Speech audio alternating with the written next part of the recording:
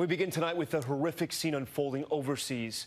8 bomb attacks targeting Christians and tourists in Sri Lanka, and a 9th bomb targeting police. The series of explosions tearing through churches filled with worshipers attending Easter Mass.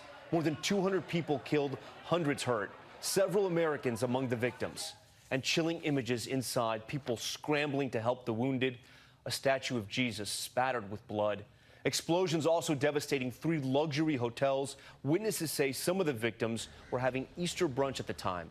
And police launching raids, several suspects arrested. ABC's David Wright leads us off. The churches were packed for Easter Sunday when the explosions tore through them. A string of blasts, at least one by a suicide bomber, possibly more, targeting Roman Catholic houses of worship in Sri Lanka and high-end hotels catering to tourists. An Easter massacre. I heard the explosion and the roof collapsed on us, this man said. We took the children and ran. The images just horrific. Church pews in splinters. A statue of Jesus Christ spattered in blood. Sunday services transformed into a triage ward. As Sri Lanka's foreign minister put it, these bombings were coordinated to create murder, mayhem, and anarchy. It all started around 8:45 a.m. at St. Anthony's Shrine in Colombo, the capital, St. Sebastian's Church in Negombo, and Zion Church in the eastern city of Batticaloa.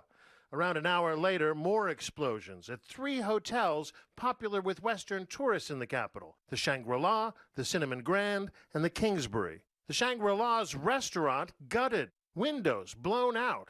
Then, this afternoon, 2 more bombings, including one at the Tropical Inn. 9 blasts in all. The news sent shockwaves through Easter services around the world. Ho preso con tristezza e dolore. In Rome, the Pope expressed his condolences, noting that the attacks were especially horrific in that they targeted people gathered in prayer. The Archbishop of Colombo, even more blunt, demanding justice. Find out who is responsible behind this act, and also to punish them mercilessly. Police had been warned 10 days ago about possible upcoming attacks. Tonight, more than a dozen suspects are being held in custody. 3 officers died in one of the raids. The casualty numbers are truly staggering. In all, police confirmed more than 200 killed, at least 450 injured. More than 30 of the dead were foreigners, including several Americans. Just horrific images there. David Wright joins us now live from London. And David, police finding another bomb near the airport that luckily did not detonate. And there's a real fear of more violence. And because of that, the government had briefly shut down social media sites. That's right, Tom. They did that hoping to thwart the bombers from coordinating further attacks. They've also imposed a dusk-to-dawn curfew and tightened security around hospitals. Although they do have suspects in custody, the worry is that there may be additional members of this terrorist cell still at large. Tom? The investigation still ongoing tonight. All right, David, thank you. And here at home, police across the country increasing security at many churches just as a precaution. Additional officers guarding St. Patrick's Cathedral right here in New York, where thousands were celebrating Easter Sunday.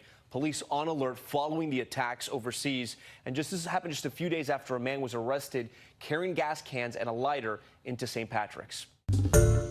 Hi, everyone. George Stephanopoulos here. Thanks for checking out the ABC News YouTube channel. If you'd like to get more videos, show highlights, and watch live event coverage, click on the right over here to subscribe to our channel. And don't forget